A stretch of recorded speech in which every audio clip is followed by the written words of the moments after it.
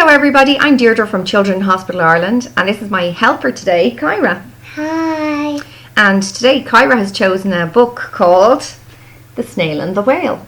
The author is Julia Donaldson and the illustrator is Axel Scheffler. Let's take a look.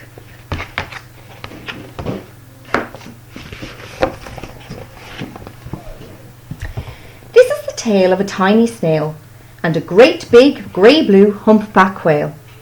This is a rock as black as soot, and this is a snail with an itchy foot. The sea snail slithered all over the rock and gazed at the sea and the ships in the dock. And as she gazed, she sniffed and sighed. The sea is deep and the world is wide. How I long to sail, said the tiny snail.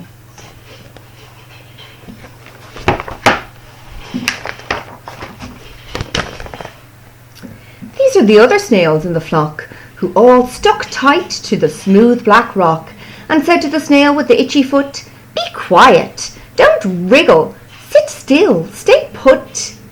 But the tiny sea snail sighed and sniffed, then cried, "I've got it, I'll hitch a lift." This is the trail of the tiny snail, a silvery trail that looped and curled and said, "Lift wanted around the world."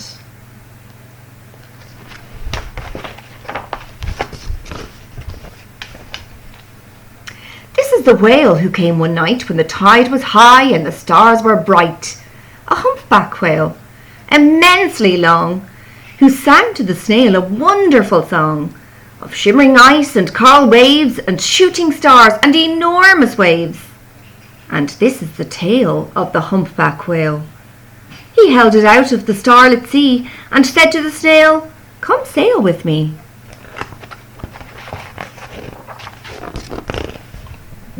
This is the sea, so wild and free, that carried the whale and the snail on his tail to towering icebergs and far-off lands,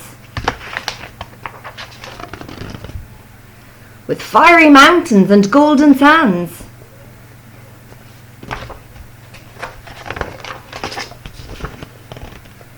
These are the waves that arched and crashed, that foamed and frolicked and sprayed and splashed the tiny snail on the tail of the whale. These are the caves beneath the waves, where stripy fish with feathery fins and sharks with hideous toothy grins swam round the whale and the snail on his tail.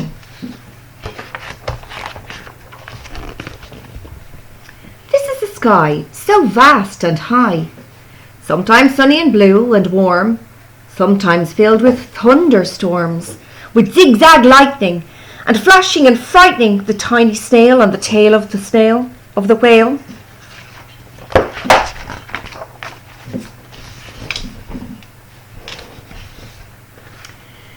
And she gazed at the sky, the sea, the land, the waves and the caves and the golden sand. She gazed and gazed, amazed by it all, and she said to the whale, "I feel so small."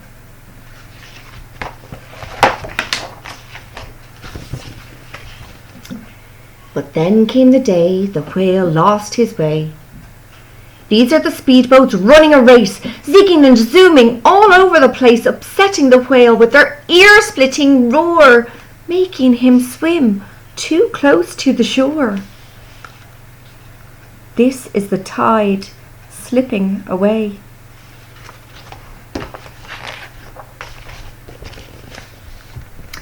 And this is the whale lying beached in a bay. "Quick, off the sand, back to sea," cried the snail. "I can't move on land, I'm too big," moaned the whale. The snail felt helpless and terribly small. Then, "I've got it," she cried, and started to crawl. "I must not fail," said the tiny snail.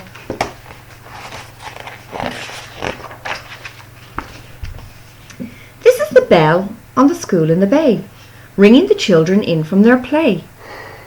This is the teacher holding her chalk, telling the class, "Sit straight, don't talk." This is the board, as black as soot.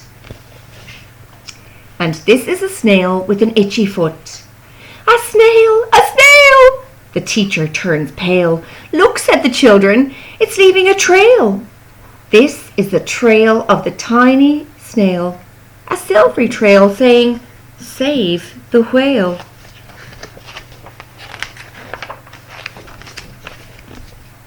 These are the children running from school, fetching the fireman, digging a pool, squirting and spraying to keep the whale cool.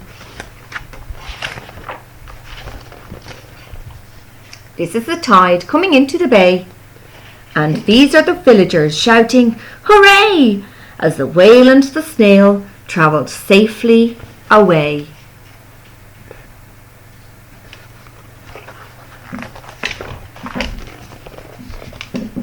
Back to the dock and the flock on the rock, who said, how time's flown, and haven't you grown?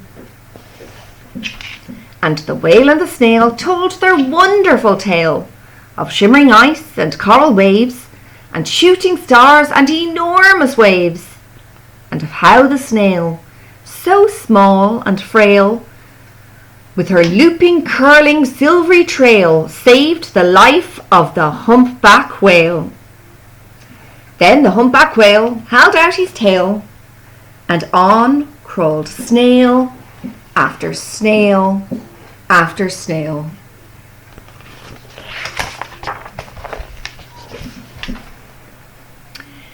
And they sang to the sea as they all set sail on the tail of the grey-blue humpback whale.